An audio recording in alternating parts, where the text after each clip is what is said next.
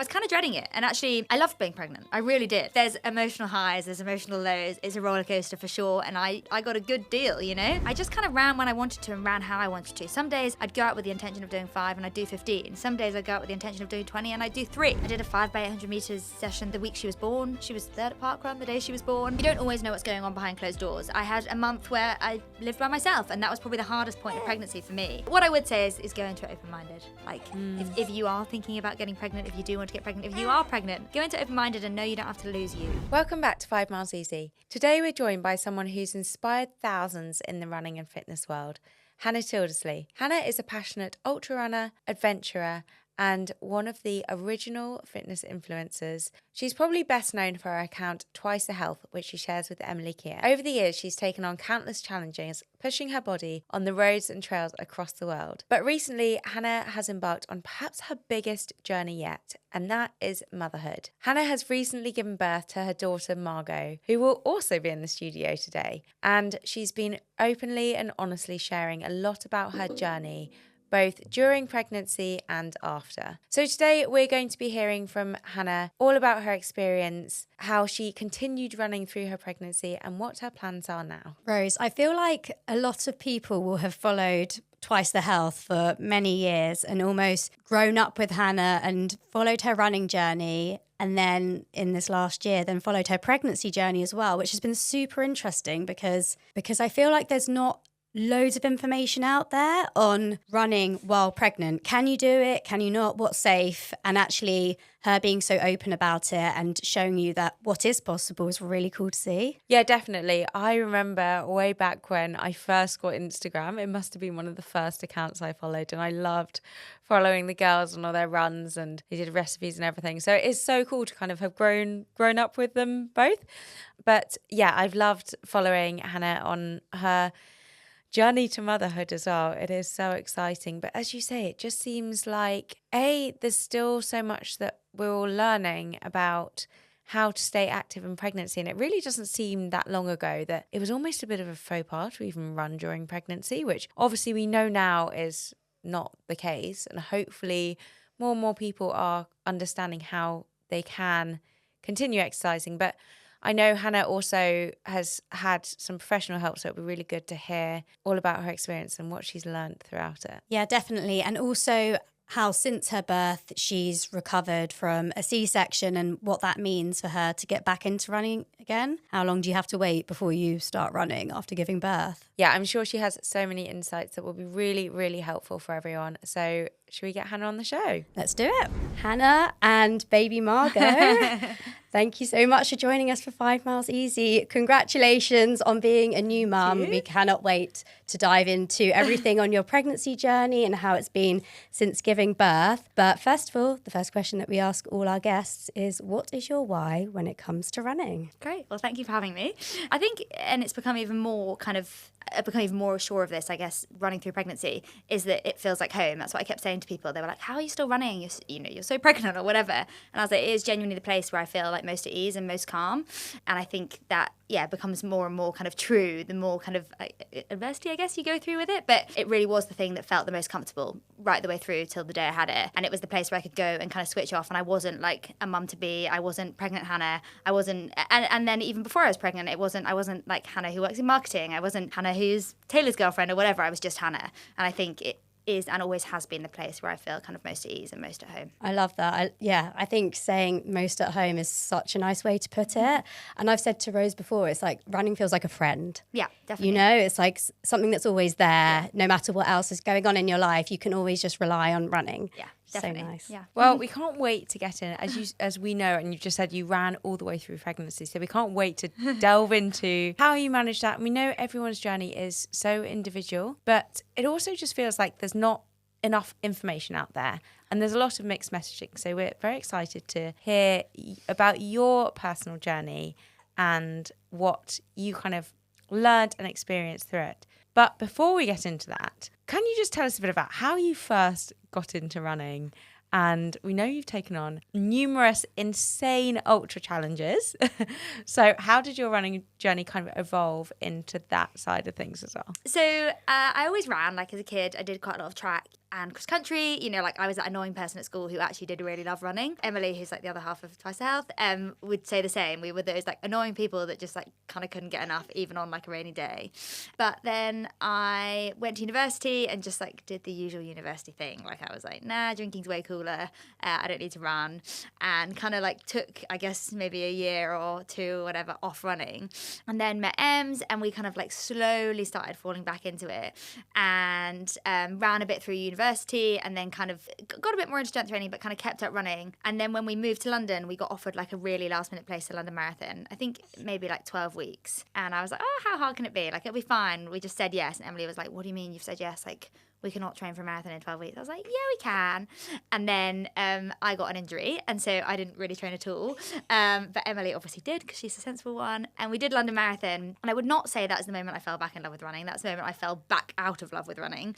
It was hands down the worst experience of running I've ever had. But did it, got through it, and then took probably another year off running, and kind of just said, I'll park that. I'll come back to it at some point.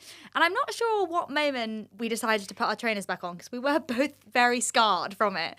But at some point we said yes again. And then in terms of the ultra stuff, I think it was something that Ems and I had always said we'd do and always wanted to do. And I guess it just took a bit more convincing on Em's side than my side, because I'm an idiot and I say yes to things. But eventually we said yes to Race to the Stones, which is 100k along the Ridgeway. Both did that together. I enjoyed it a lot more than Emily, which she will admit. 100k is a really long way. And then I signed up to my kind of first multi-stage straight off the back of that. And the rest is kind of history. I guess I fell in love with there was definitely moments during that multi-stage where I was like, this is awful. But fell in love with the community, with the kind of process, with the idea of like letting go of time and just kind of settling into like a strange, fairly slow rhythm, getting to eat a lot more and just like meeting new people, visiting cool places. And then I actually got a job with the company that I ran the ultra marathon with, and basically just didn't stop from there until I got pregnant. It's really cool. And I like the journey from the traditional athletics background to the ultra world, because I feel like I've done one ultra, but I feel like it's a lot better than I've ever done one. No, but it's such a different world, and I know what you mean. It's like there's so much to learn in it, and it's a whole different community. So I love how you've sort of found that and realised that's what you're passionate about, rather than maybe the shorter stuff that you used to do, and you fall back in love with running again. Yeah, I think it kind of like I've almost gone back now a bit more to like, or I did to a bit more to like marathon-y stuff. And I think allowing yourself to kind of step away from, because I ran on the track the whole time, you know, not very well, but I did. It was always time focused. And then you go into this completely different world where it's experience focused, and it's about what you saw and what you learn rather than, you know, the numbers on the clock. And I think that allowed me to almost like reconnect with running in a different way and kind of reshape my focus a little bit, and then think, actually, you know what, I would like to go back to chasing times a bit, because I know that I still love it. I know that side of running that's kind of like the community, the like easy miles, the mindless running will always still be there. And I've always got that to fall back on. And actually now I feel ready to kind of, chase times a little bit more. I think ultras is still where my kind of heart's at. But yeah, I did enjoy kind of going back to the time chasing it a bit more. It's amazing how running has just been such a big part of your life, but in very different ways throughout. You started on the track and then moved to marathon, ultras. As you said, you worked for the Ultra X, the ultra company. And of course, you also have founded Twice the Health back in 2015, which I feel like was kind of one of the OGs of the running influencer, health influencer accounts with Emily. So how did that come about? So Ems and I met at uni, and as I said, Ems was always like, one, she kept running through uni. She did athletics at university and is the sensible one, always has been, always will be. And so she kind of ran away through uni, and then we both kind of got a bit more into our like health as a loose term in third year, and both started separate Instagram accounts. Emily actually ran one with her boyfriend at the time, and I ran my own. And then we left university and basically realised we were both just posting the same thing all the time. We were due to move in together, so we thought, let's just combine it and see what happens. There was a lot of rogue names, a lot of rogue posting actually, full stop. But yeah, we were really fortunate that I think we were just kind of in the right place at the right time, and we got like pretty lucky with brands just starting to pick up kind of creator influencer contracts. And so we were the kind of people who, again, we're in actually a bigger group of people who now do it like completely full time, and it is their kind of like their whole career, which is amazing. I'm not sure Ems and I ever really wanted that, not for any other reason other than we had also different interests, and at the time it was also like it was not as recognized as a job then, but yeah, we got lucky and I guess kind of fell into some quite cool brand deals and opportunities, and we're able to kind of grow our platform and grow our profile and just kind of ride the wave, which was really fun. Like, how cool is that we got all these opportunities from something that didn't exist 10, 12 years ago. Yeah, that's really cool. And what was your aim with the platform to start with? Why were you posting? What were you trying to share with people? I think our aim was, well, the first thing was training for London Marathon. We thought, let's just kind of like share our journey from kind of like zero to hero, which obviously failed quite quickly because I got injured. And so that was our kind of like, I guess, original aim. And then it was actually quite strength heavy at the beginning after London Marathon, after we had that horrific experience where neither of us ever wanted to run again. We kind of fell a bit more into strength training. But again, it was kind of like what was cool then and what was like trending and very loosely. So we did like, we were training like buys and tries, God knows why, you know, like we were still really like, I guess ultimately always going to end up as runners. But it was educational, I think. It was fun. We were kind of like two best friends who wore matching outfits, and we're on this kind of just moved to London wild ride, finding ourselves, finding our feet in what was this kind of big city.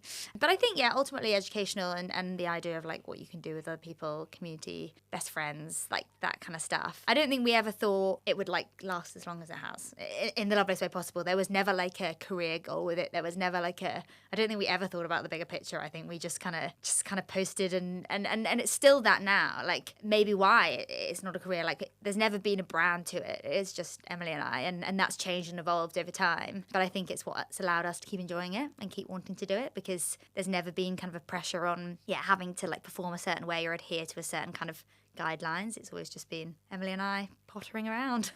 And it's so cool that through that you've been able to, I feel like everyone's kind of grown with you, you know, you've shared your life as it's gone along, and of course the latest big challenge for you has been becoming a mother, which you've shared quite a lot of your platform, and I've seen so much positive engagement from that. One of the things you spoke about quite a lot was that you kept running throughout your pregnancy. So how did you do that? And I guess did you get specialist help? How did that kind of happen for you? I think first and foremost is, and I kind of say this because I did get a lot of positive engagement, but I also got a lot of, not criticism, but questioning. And everyone's pregnancy journey is different. And I do think being healthy and fit plays a part, of course, but I've got a lot of friends that are healthy and fit who weren't able to run through pregnancy. There's things like hyperemesis, which I think that's what it's called, where you're really, really, really sick. And unfortunately, there's just nothing you can kind of do about that. It's completely debilitating. I was super lucky with my pregnancy. Thank you very much. I didn't really get very much sickness. I got some tiredness, I got some migraines, but like very little. Like I was super, super lucky in that I actually really enjoyed pregnancy. As someone who was dreading being pregnant, I was thinking like, I'm not going to be able to do all the things I love. I'm going to be uncomfortable. I'm going to be overtired. You know, I hate not being able to run. I hate being tired. I'm always hungry anyway, so God help me when I'm pregnant, you know? And so I was kind of like dreading those like they say 9 months, it's 10.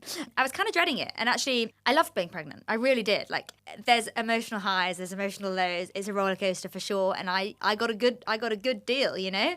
But there's still definitely highs and lows, but I was lucky. So I think that is important to say that, it didn't impact my health a huge amount. For sure, my body changed and you have to be aware of those things, but mostly I was able to kind of continue living in the way that I did before, which was really lucky. I think I was able to run because of a few things. Firstly, I've always run. And so my body's very used to it. It's a natural movement for me.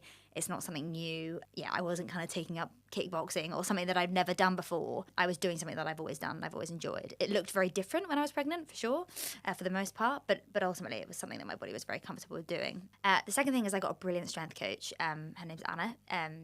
Anna Ward, if anyone fancies checking her out. She was amazing, and she programmed me from the start to the finish. and supported me with that kind of like changing body, but also evolving strength program. So of course it became more limited as I got bigger and as my body changed more so. But I think it created a really strong foundation for me to keep running, because I wasn't just, pounding the streets. I was putting in the work that allowed me to keep doing that as my body changed. And I think that was a massive part of why I was able to keep running. And then the final thing is, like, I just became okay with whatever running became for me. I came straight off a program. I didn't follow a program. I went out some days and it felt terrible. So I just turned around and went home. I didn't really enter any races, or no races with a goal anyway. I just kind of ran when I wanted to and ran how I wanted to. Some days I'd go out with the intention of doing 5 and I'd do 15. Some days I'd go out with the intention of doing 20 and I'd do 3. And just became okay with that being the new norm. And just, you think that's going to be way harder than it is. And for sure, it's challenging because I love running and I've always been able to do it. And I've always been the person that could say, oh, you want to do 20K? Yeah, I'll come with you. So that was challenging. But actually, your focus shifts. There's something else, you're not just running for you anymore. You're running for you and your little +1.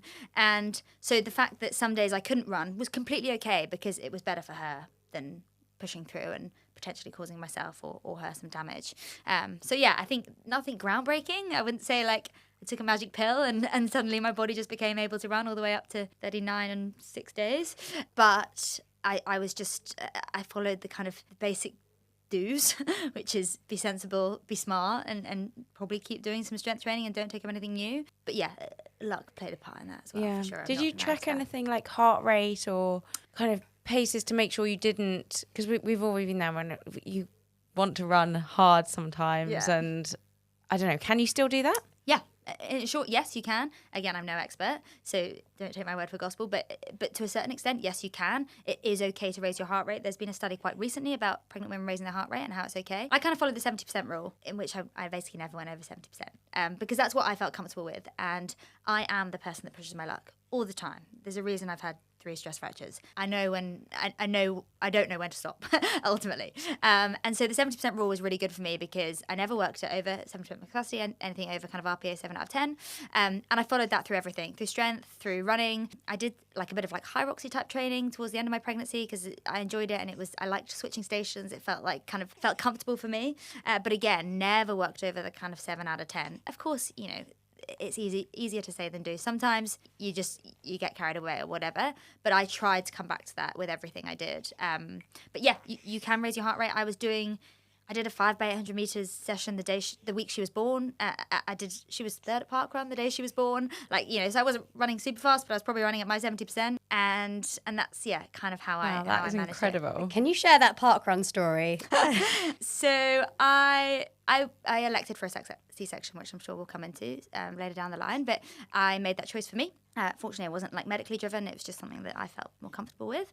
So I was booked in to have a C-section on the Monday. On the Friday, I just felt like a bit different, but didn't really think anything of it. Kind of thought, you know what, it's fine. Like I Googled, the symptoms I was experiencing, and they were saying it's normal. It's just your body preparing for labour, which also I didn't want, but it was a normal part, and there wasn't anything to worry about. It then happened again on the Saturday. I won't share the exact symptoms because I don't need the nitty gritties, but it kind of then happened again on Saturday. Nothing kind of detrimental, nothing terrifying, just different. So I messaged my friend who's a doctor, and I said, oh, what should I do? And she was like, just ring triage, which is the kind of like midwife help. I think that's what they are anyway.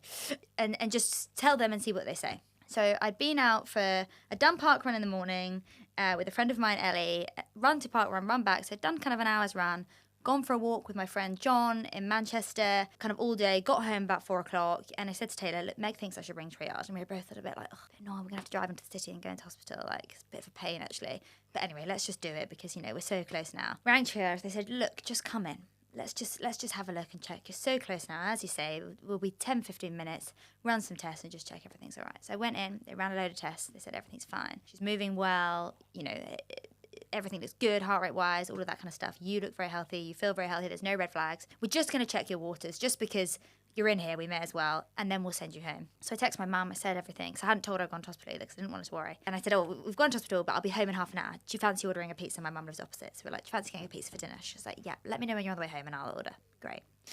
Anyway, checked my waters, and the midwife came back in about 20 minutes later and she said, your waters have actually broken. We're going to do a scan because we don't know when exactly they broke. Thinking, okay, I mean, you hear it on films and, you think it's like this, like the floodgates open and, you've pissed yourself. That didn't happen, by the way. Or at least if it did, I didn't notice. She did a scan, they checked where she was sitting, and they said, actually, it looks like your water's probably broke about 36 hours ago, And I was like, well, that is when I experienced the first symptom. They said, yeah, I think that was your water's breaking. So not only was she third at Parkrun the day she was born, she was third at Parkrun while I was in labour, which is one for the books. And within an hour, I had a baby. So It's crazy. But I just think that shows you how amazing the body is. Like, you say you were lucky through pregnancy, but you were able to run all the way up and into your labour, which is just... We're not advised, but... no, I get that, but it shows that, it's just amazing. I say we're not advised. I had no idea, so I guess you can't advise, but yeah, I was, and yes, she was born at, that's really bad, 11:15, I think, on the Saturday, which was actually, I have to say, really nice, because I had no time to worry, no time to stress. The C-section was incredible, the team were amazing. Yeah, it was like the most stress-free thing. It was genuinely like an evening we will remember as a nice evening, considering I was cut open and a small child was pulled out of my belly. I think you are the first person I've ever said birth was nice experience. Can you just tell it why did you get a C-section? Yeah, she was breech, so that is the thing when they're the wrong way around. They can manually move them, but it's not nice. It's quite traumatic for you and it's quite traumatic for the baby. Again, each their own. There's no wrong or right decision. Absolutely, if you make the decision to have the baby moved, there's nothing wrong with it. It's not dangerous. It's just quite painful from what I hear. So I didn't want her moved. And to be honest, I'd kind of set my heart on a C-section because I'm a control freak. It was great knowing exactly when she was going to come out. You came out early. You did. It was great knowing roughly when she was going to come out. And I've never really been in hospital. So I like the idea of knowing I was going in for a surgery. And there's thousands of them happen every single day. There was no kind of like questions or unknown around it, all being well. It was kind of like you go in, they cut you open, they pull a baby out, and then they sew you back up. The recovery is longer for sure, but I thought for the sake of 2 weeks or whatever it is, I'm kind of okay with that. So yeah, it was a purely kind of personal decision based on me being slightly controlling, and there's the kind of too posh to push thing. I was like, maybe I've proved my pain tolerance with running. Maybe I'm okay with a C-section, but I don't think there's no right or wrong. There's no easy way. The 2 days after the C-section were pretty grim. I definitely didn't think I'd be in as much pain or as uncomfortable as I was. But it's 2 days, and then every day gets better. And you've got like a tiny little podgy little human that is quite sweet. And so it doesn't really matter. That was kind of, There was no kind of, light bulb moment or profound reason. It was just what I felt most comfortable with. And I think ultimately that's what you've got to go with. Doing what's best for you. Exactly. That's exactly that. What does the recovery look like for you now? I mean, as someone that's obviously incredibly active and you're used to running pretty much every day, how are you dealing with the fact that you then have to recover from surgery? Yeah. What does that recovery process look like and how do you return to running? So I think it's, again, different for everyone and I'm not a medic.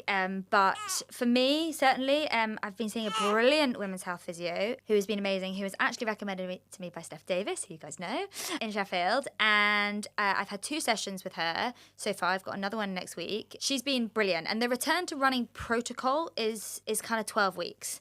You're not really supposed to run until 12 weeks, but research is evolving every day and they're now treating the patient rather than the kind of protocol. So it's not 12 weeks. It's 12 weeks if you didn't run before or if you weren't active through pregnancy. I've only taken 6 weeks off, really, and my body is obviously very used to running. So I had my kind of 6-week checkup a week ago, whenever it was, and I'm kind of slowly easing back in now. I've done one minute on, 1 minute off times 10, and one kind of 3K run walk. It's going to be really, really slow, and I'm okay with that. You have major surgery. They cut through 7 layers. It's quite a lot. I was allowed to bike from about 4 weeks. Again, this is all individual. This isn't the right, this isn't the wrong, this isn't what you should follow. I was fully guided by my physio, who obviously took me through loads of tests, examined me, went off my previous history, all of that kind of stuff. So I've now got kind of a little strength circuit that I can do kind of twice a week, which is a lot of pelvic floor stuff because you still have to kind of work that muscle, I guess. And then I can slowly ease back into running. The idea is basically a bit like couch to 5K. You kind of go through that walk to run, increasing the run time, reducing the walk time. I think it's going to be a good couple of weeks before I'm running kind of even 30 minutes easy. But I'm very much of the mindset that I want to do it properly and make sure I come back sensibly, because I've come back not sensibly a number of times and it's just not worth it. You know, I had a really great pregnancy. I was able to run the whole way through. I was super, super lucky. Like, why ruin it the other side? So yeah, in short, I'm not totally sure like how long it's going to be before I'm back running like I used to, but I love running. It's home to me for sure. I haven't felt like the dire urge to get back to it as much as I thought. I'd say it's only literally in the last week where I've been like, okay, I'm ready to get back now. Prior to that, I just didn't like. Walking was fine. Being on the bike, even the bike, like I thought when they said, "Oh, you can go on the bike," I thought I'd literally be like, "Okay, I like can't wait to do it every day." I kind of wasn't at all. Like, your days are taken up by entertaining, feeding, changing, you know, whatever, this tiny little human. Your life changes quite a lot. Your time becomes a lot less. You're not sleeping as much, all of those things. And actually the days kind of disappeared. So on the days I got to bike or I got out to the gym or whatever, very lucky we've got a little gym in our garage, so I'm able to do bits there. Great. But on the days I wasn't. But yeah, I think it's slow and it's broken and it's, you know, not for sure. I'd love to be out on the trails tomorrow, but that's not going to be the case. So I just need to enjoy the process of falling back in love with it and getting better. Like, how often do you get the opportunity to kind of start from scratch? Not very often. So I guess I just got to, enjoy that process. Have you ever wondered how pro runners can run so much and yet stay injury free? Well, here's a little secret. It's in their shoes. Meet ENERTOR, the revolutionary running insole that absorbs 51% of the force of each foot strike. Designed for and with elite runners, ENERTORs not only protect you from injury, but also boost your energy return, helping you run faster for longer, pain-free. With so many big names behind them, including Usain Bolt, I was keen to try them. If I'm being honest, I didn't think insoles were for me. I didn't think I needed them, but when I tried them, I was shocked because you really feel that energy return in every foot strike. It makes me feel really bouncy when I run, especially when my legs are feeling tired. Want to experience the ENERTOR difference? Try them out risk-free on their website with their 60-day money-back guarantee. And for our lucky listeners, you can use the code 5mileseasy at checkout for 15% off your order. Unlock your running potential with ENERTOR insoles today. Has that surprised you? Your kind of the way that you haven't been itching to get back into running, and do you think maybe your perspective has changed a bit on running generally, or is it just a temporary thing because you're tired and you've got other things to do? I think a mixture of both. I think running was one of the most important things to me, right? Like, it was the thing that I looked forward to every morning. It was the thing I did with all of my friends. It was the thing that empowered me. It was the thing that made me feel strong. It was the thing that challenged me, all of those things. Now there is something else that challenges me and empowers me and makes me feel like me. And it sounds a bit wishy-washy, and I never thought I'd be that person, but your perspective just changes. Like, there's more to life now than, one, you can't be as selfish as you once were, unfortunately, because there's a dependent. But two, there's just other things that are more important. And when I do have spare time, yes, for sure, I like to be able to move, and it's nice to it was so nice doing that walk run with Steve, like my dog, the other day, because I haven't done that for such a long time. But actually, when I do have a spare hour, either I need to work, or like Taylor and I don't get that much time together or as a three anymore, because we're kind of, taking it in turns. We're doing a lot of shifts. So my priorities have just shifted, and running isn't top of that priority list at the moment. It may come back that it is, but right now it's not. Yeah, I guess your identity just changes as well, like as it will throughout your life, where running will just be more or less of that. So it makes complete sense. And you mentioned earlier, because you share a lot on social media, of course, you said that mostly positive comments, but you've had some that are slightly negative as well. How have you, I guess, dealt with that? And what are those negative comments saying? Are they judging how you approach your pregnancy, or? I think it's a lot of it, which I actually find quite frustrating, is, oh, you don't understand what it's like to actually be pregnant or to go through a bad pregnancy. And I get that. I don't, I was lucky. I wasn't sick a lot. Yeah, I was lucky. I didn't have that kind of like, debilitating sickness or having to kind of put my life on pause. I worked for myself, so I was able to kind of like be pretty flexible with all that kind of stuff. And I was lucky. I take that for sure. I'm not denying that. But I also had my kind of struggles with pregnancy. I found certain things really, really hard. I'm not an emotional person at all. I became a very emotional person, which I found quite challenging. It was a kind of like a loss of identity thing, because I was the person that always was just fine. I was okay. And actually pregnancy challenged that quite a bit. I found myself not okay on a few occasions, which I didn't really know how to deal with because I'm always okay. Yes, I was able to run, but it changed completely. It was all relative. I was running, yes, but I was running a lot less than I'd ever done before. I wasn't able to do the races that I'd kind of set my heart on. Emily and I had a big challenge, planned. That got pulled. So whilst I didn't lose everything, I did lose some things. And again, not playing woe is me, I was super lucky. But it is all relative, and I stand by that. And whilst I didn't have what might classically look like a hard pregnancy, I had my own kind of bits during it that were hard. So constantly being told that I didn't realise how lucky I was, I think, for sure, maybe I didn't show enough of the hardships on social, and maybe I didn't want to. I'm not that kind of person. I'm not going to go onto social media and kind of cry about something unless it comes naturally, because that's just, excuse me, that's not kind of my personality or what I choose to do.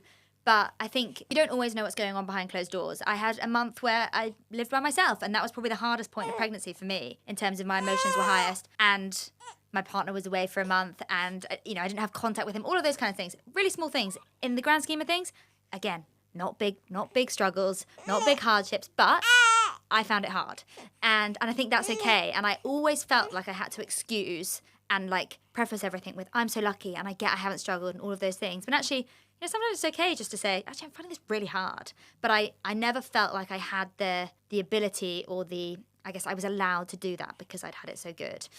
So no one was super, super nasty. I've had a couple of I had one girl who messaged me telling me I was incredibly irresponsible for getting back on a bike, even though my physio told me I could. And I said, I'm really sorry that you feel the need to project your experience on me. I had a very happy pregnancy. I'm going to follow the advice of the people that got me through that and hope for the same the other side. But if I'm wrong, come around and tell me. If it bites me on the butt, you've got every opportunity to tell me you told me so. But I think it's just people are quick to have an opinion. That's all it is. And it's not always nasty. It's not always malicious. It's just an opinion. And they can have their opinions. As I said, fortunately I was very lucky. If I could take my good pregnancy and give it to someone else, I would. I really would. If you're really sick, if I could give you my non-sickness, I really would, but I can't. All I can do is kind of talk through my own experience. And I think the need to always have to apologise for that, I found quite tiring. And I think there's so many people talking about the negative during pregnancy, the sickness, the tiredness, all of those kinds of things. But pregnancy doesn't have to be, a terrible 10 months. It can be quite enjoyable, parts of it, It can be empowering. It can be eye-opening, all of those things. And I think every time I tried to kind of have that conversation or start that conversation, I was shut down because I didn't know how bad other people had it. And I think that's the thing I found most difficult. Even an example, Emily and a friend launched a brand the other day, and I took a photo of me in these socks, and I was wearing cycling shorts and a sports bra. And Emily was like, I don't think you should put it up because someone will tell you you're basically showing off my body, which, I mean, we've all worn cycling shorts. They ain't attractive. Yes, you could see my torso, but I wouldn't say I was trying to show off my body. But that's where it's got to, is that people are so scared of putting a photo that had absolutely nothing to do with my torso. But because of the you don't realise how good you got it, oh my goodness, you wouldn't even know you're pregnant, all that kind of stuff. We were scared to put a photo up of my torso because through the fear of someone basically making someone else feel bad, which of course I never want to make anyone feel bad, but how many eggshells do you have to tread on before you kind of go, you know what, this is just how it is for me. They don't need to follow you. No, if they don't want to. exactly. So I think there's a fine line, but the yeah. flip side to that is half the population, not half the population will have kids, but a good percentage of the population are going to have children, and it's good to see it's not all terrible. I think so, yeah. And it's good to see what actually is possible rather than going into it. There are going to be lots of women who look at your page, they might be pregnant, they might be going to be pregnant in the next few years or whatever, and they might be terrified if they see all that negative stuff. Yeah. And actually, you've got to learn what you can do and that you can stay active, which we know now can be a really good thing for your health, the baby's health, and within your limits, obviously, which you did do. But staying active is not like a faux pas for pregnancy. Definitely not. And I think the more we can have that conversation, the better. And maybe it takes 10 of me, people to have good pregnancy experiences to talk about it. But I do think that conversation isn't had enough. Yeah. I think the conversation around what you can't do in pregnancy is had 1,000 times a day. The conversation around what you can do is just not had enough because people are so scared. And I'm probably not the person to have it or lead it because I'm not qualified medically. I'm not a physio. I can only talk from experience. But I do think a positive pregnancy experience needs to be championed, and I still don't think that's championed enough. And a lot of that is through fear. I'm the first person to hold my hands up and say I didn't talk about it enough through fear of upsetting someone or offending someone or making someone feel bad. That was never my intention with my content. It was always just sharing my experience. But how sad is it that I couldn't share a positive experience through fear of upsetting someone? When actually it should do the complete opposite. That is crazy when you think about how many pregnancies there are. I mean, if you just think about probabilities, like some are going to be bad, some are going to be good, some are going to be in the middle. Yeah. Like, why not share them all? As with everything, Yeah. Some people get the flu and they're bedbound for 5 days. I know I'm not saying pregnancy is an illness before. Yeah, I've had a lot of that.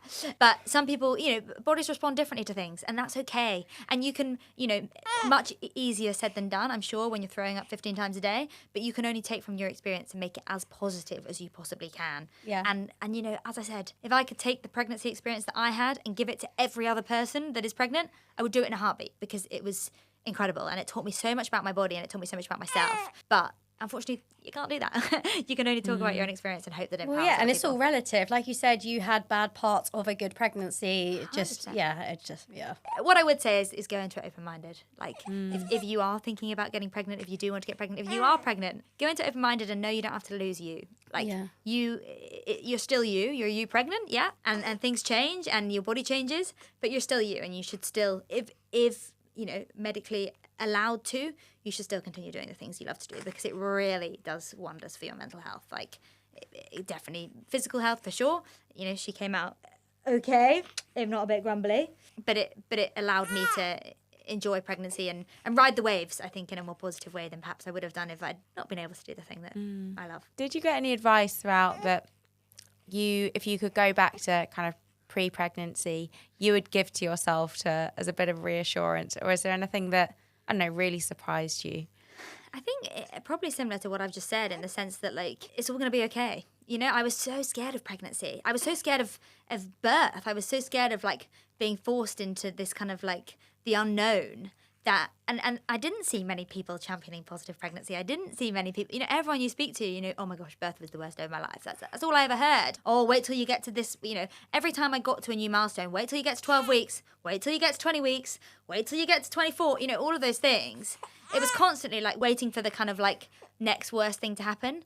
And it didn't really happen very often. So, like, I think, like, why not talk about the positive milestones? Why not talk about, if you choose to find out the sex? That was amazing. Like how brilliant, especially for my partner. It really helps them kind of connect with the baby. So why we're constantly saying, like, oh, wait till the sickness starts at 20 weeks. God, you won't know anything like it. Well, why not wait till 20 weeks when you get to find out the gender? Be open to the fact that it can be a really enjoyable experience. Be open to the fact that it can make you feel empowered. Be open to the fact it can make you feel more confident in your body than you've ever felt. Like, it's the only time, I think, as women that we see as a positive that we're bigger.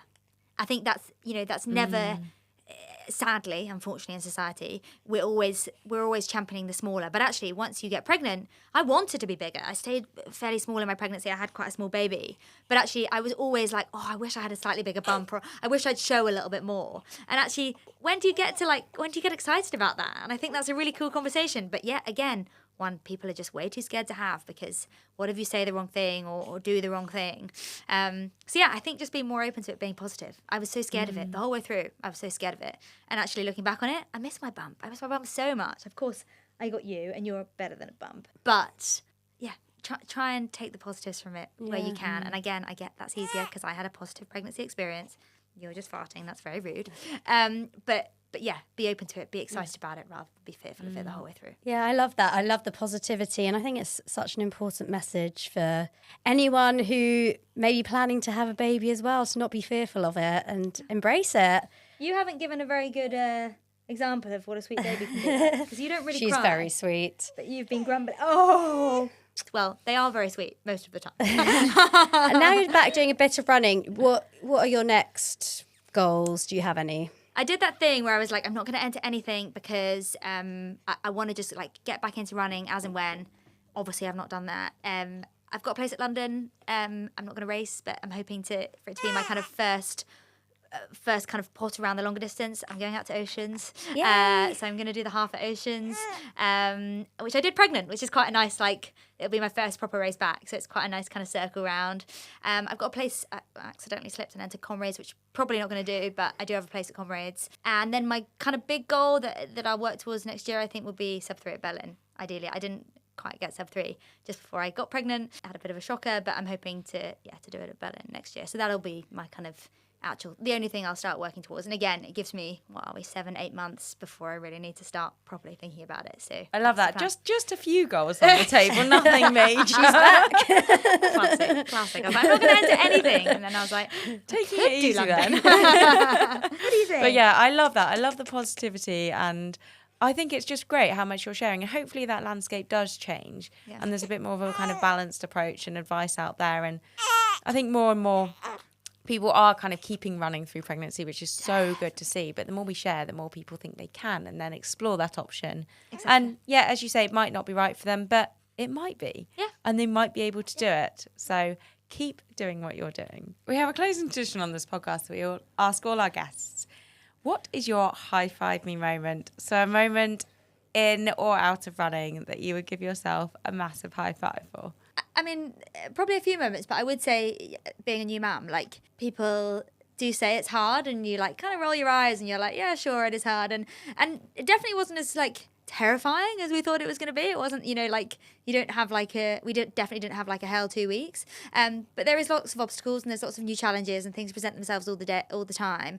And it's that constant, like, overcoming of the unknown, which I think, not just a high five to me, but to all new mums out there. High five for overcoming the constant unknown and the constant challenges that pop up with having a little one. I love that. Well, thank you so much for coming on and sharing all about that. And we cannot wait to follow your journey back to running with little Margot by your side. Thank you so much. Thanks for having me. Thanks for joining us, 5 Miles Easy. See you next time. I'm Natasha. I'm Steph. And I'm Rose. We're the co-founders of Boldly, a movement created to make running safer, stronger, and more connected, especially when it gets dark. Did you know that 72% of women change how or when they exercise during winter due to safety concerns? All 3 of us know what it's like to avoid dark routes, cut runs short, or skip runs altogether because we don't feel safe at this time of year. Boldly is here to change that. From social runs to useful tools, Boldly is here to connect runners, make running safer all year round, and reclaim spaces that we lose. Join us every Wednesday at 6:30 p.m. for our weekly social run in Putney. It's women-led, but open to everyone, and all paces are welcome, so no one gets left behind. And for even more connection, join our WhatsApp community. It's a space to chat, share tips, and meet more like-minded runners. Follow us on Instagram and TikTok at Boldly Run for details. And sign up to boldlyrun.com for updates on our app, which is launching soon. Because together, we can run safely. Together, we run boldly.